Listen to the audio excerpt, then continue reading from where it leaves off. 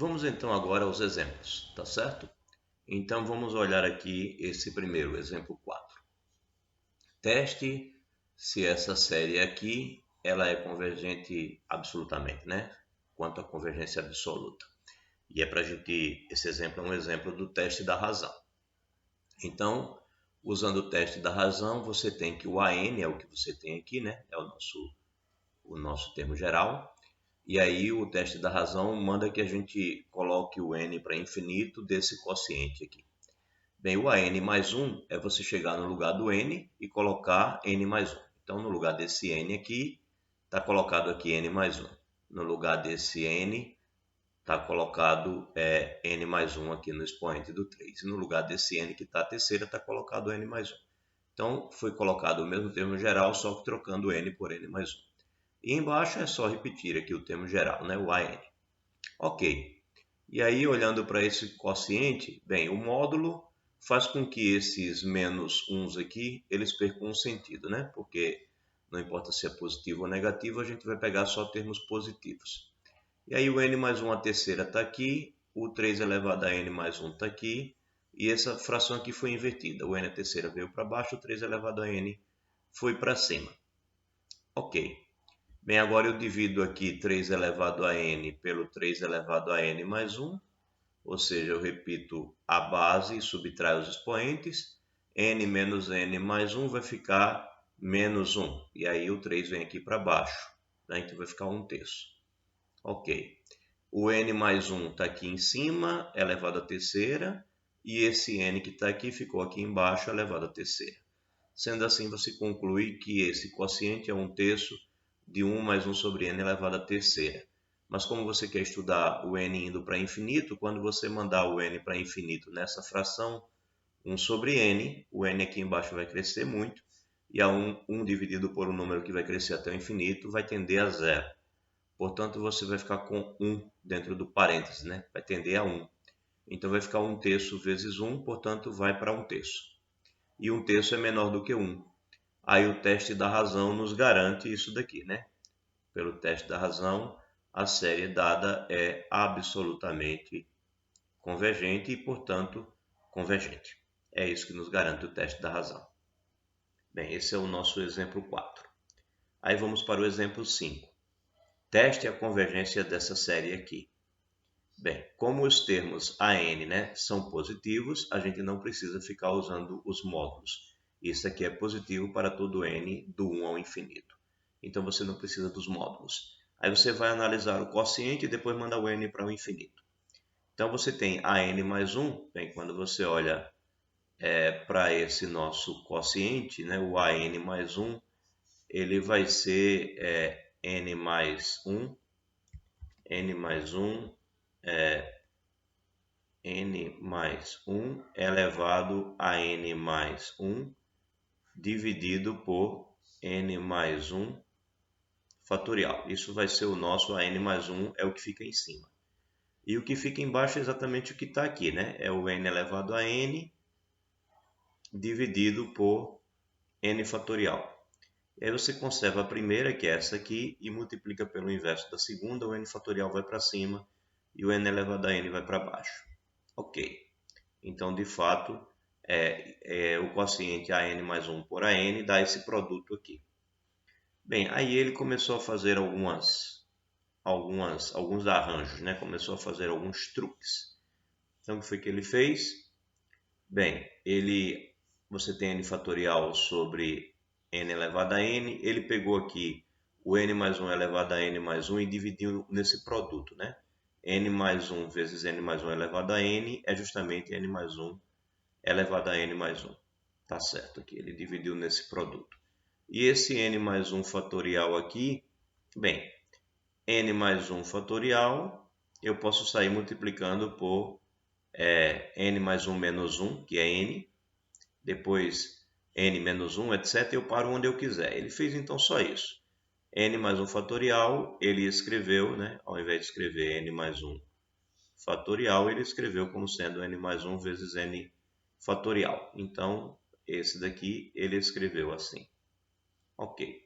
E aí, quando ele faz isso, Dá para cancelar esse n fatorial com esse n fatorial daqui, né? E dá para fazer o que mais? Dá para cancelar esse n mais 1 com esse n mais 1 daqui. E tudo que sobrou foi n mais 1 elevado a n e n elevado a n. Então ficou n mais 1 sobre n, ambos elevado a n, né? Tanto de cima quanto de baixo. Ok. E aí ele divide n por n, dá 1, e fica mais 1 sobre n. Ele divide esse n em 2, né? Tá. N mais 1 sobre n aqui, ele escreve como sendo n sobre n e 1 sobre n. Aí n sobre n dá 1 daqui e 1 sobre n. Bem, então ele agora passa a ter o limite, né? O limite de 1 mais 1 sobre n quando n vai para o infinito, né? Opa, isso é elevado a n. E a gente aprendeu, né, anteriormente em algum lugar que isso é o número e, né? Isso é a definição da base do logaritmo neperiano. O número e é exatamente esse limite aí. Então dá e quando o n vai para o infinito. E o número e, ele ele é 2,7 alguma coisa, né? Ele é um número irracional, ele tem infinitas casas decimais aqui, mas ele é 2, alguma coisa. Então ele é um cara maior do que 1. Então, se ele é um cara maior do que 1, o teste da razão garante que a série é divergente, né? Então, aqui a série se verificou convergente pelo teste da razão, e aqui a série se verificou divergente também pelo teste da razão. Bem, esses são os exemplos. Aí uma observação, embora o teste da razão funcione no exemplo 5, ou seja, embora esse exemplo aqui a gente usou o teste da razão, ele diz aqui que era mais fácil, né? O método mais simples era usar o teste da divergência, que foi visto em sessões anteriores. Então, o teste da divergência, você iria olhar para isso daqui e iria tentar encontrar alguma expressão, ou seja, uma série que você pudesse verificar que ela vai para infinito quando n vai para infinito, e a nossa série, a série que a gente está estudando, ela é maior ou igual que os termos dessa outra série para todo n que você pegar.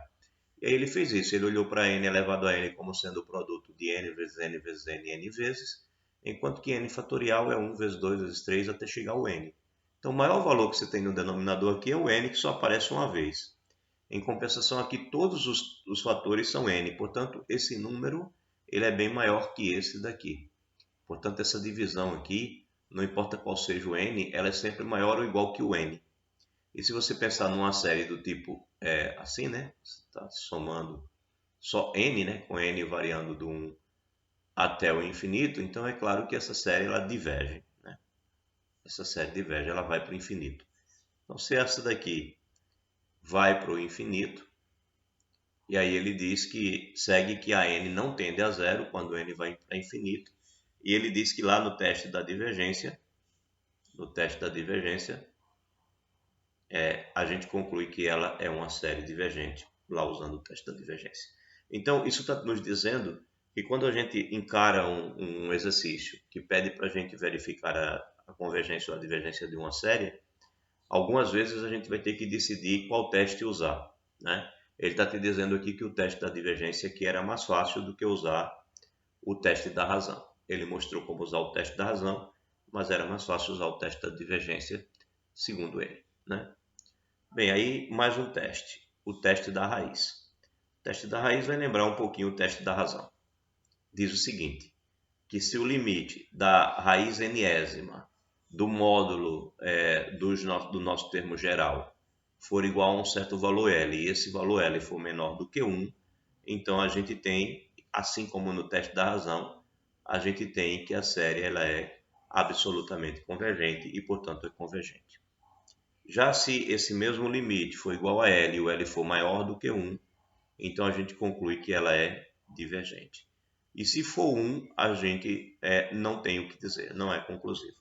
Então, os resultados são os mesmos que a gente obteve por teste da razão, né? Se for maior do que 1, é divergente. Se for menor do que 1, é absolutamente convergente. E se for 1, a gente não pode dizer nada. E tem uma informação muito forte aqui que ele diz aqui no final. Ele diz que se você usar o teste da raiz, né, aqui, né, se L igual a 1, aqui, se L igual a 1 no teste da razão, então você não precisa olhar o teste da raiz, tá? Se o L for igual a 1 no teste da razão, não adianta você procurar o teste da raiz para resolver. Busca outro teste, tá? E se o L é igual a 1 no teste da raiz, então também não busque o teste da razão. Então, se um for inconclusivo, o outro também será inconclusivo. É isso que ele está te avisando. Então, vai resolver o exercício. Tentou o teste da razão e deu 1, não tente o teste da raiz. Procure outro teste. Bem, aí exemplo 6, né, para o teste da raiz. Ele te dá essa série e aí você já vai percebendo que é interessante usar o teste da raiz quando você tiver algum tipo de potência elevada a n, né? Porque você tem aqui o nosso AN está elevado a n, e aí extrair a raiz nésima facilita, porque esse n vai desaparecer, tendo em vista que esse n é maior ou igual do que 1. Então vai desaparecer aqui raiz nésima desse cara que está elevado a n, vai ficar só esse quociente. Aí, para estudar o limite desse quociente, você divide todo mundo por n. Então, divide esse cara por n dá 2. Fica 3 sobre n, né? Dividir por n aqui. Divido 3n por n dá 3. Divido 2 por n. E agora eu mando o n ir para o infinito. Aí eu vou ter 0 aqui e 0 aqui. Então, vai para 2/3, que é menor do que 1. E aí eu posso concluir pelo teste da raiz que essa série converge, ok? Então tá aí um exemplo de como usar o teste da raiz. Bem, aí uma observação importante para a gente concluir, que é a observação sobre os rearranjos. Ele diz aqui o seguinte, que se você tiver uma série finita, uma quantidade finita, uma soma finita, né? Então, se você mudar a posição dos termos, a soma não altera, a soma continua igual. Agora, quando é infinita, isso não é verdade. É interessante essa observação, né? Então, se você rearranjar as posições dos termos de uma soma finita, não altera o resultado. Mas se for infinito, você não garante isso. Ele diz aqui, por exemplo, um rearranjo de uma soma a n poderia começar como a seguir. A1, A2, aí de repente A5. Aí A3, A4, de repente A15. O A20 aqui no meio, tá vendo? Então, um rearranjo. Ocorre que, se essa soma é uma série absolutamente convergente, né, com soma S, então qualquer rearranjo dessa soma tem a mesma soma S.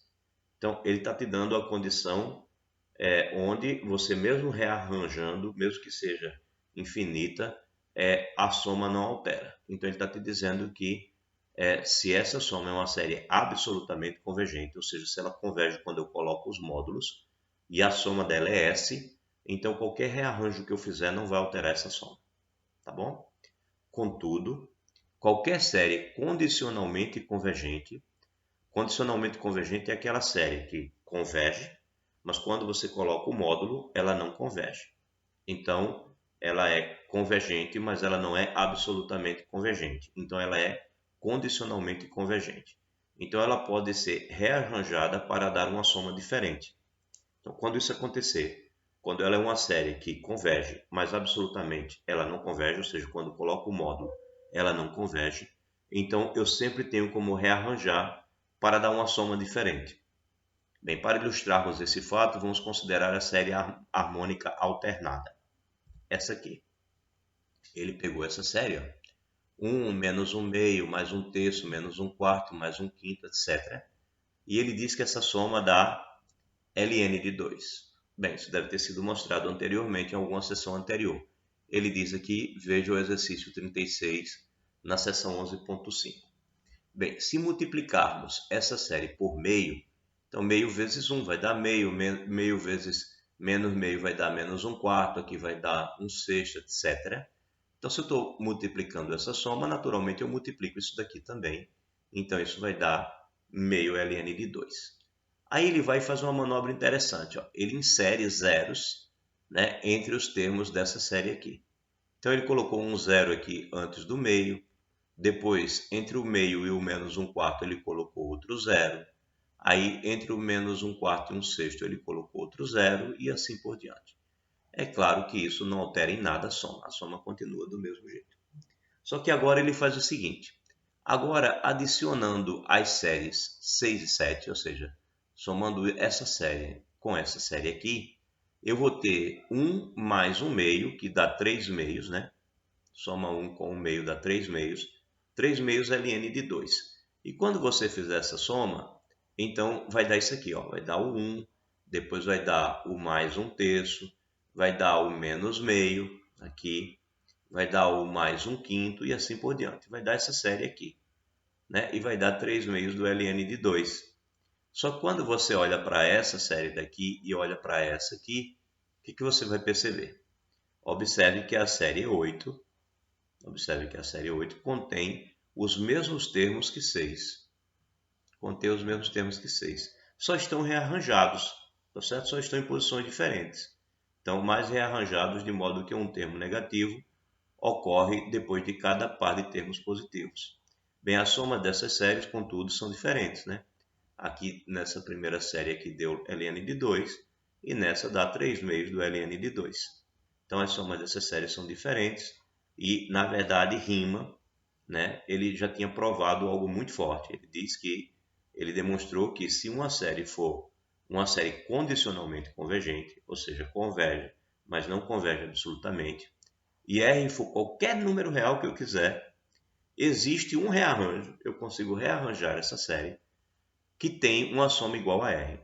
Então você me dá um número real, eu tenho uma série que é condicionalmente convergente, eu consigo rearranjar os termos dessa série, de tal forma que essa soma vai dar o número real que você me deu.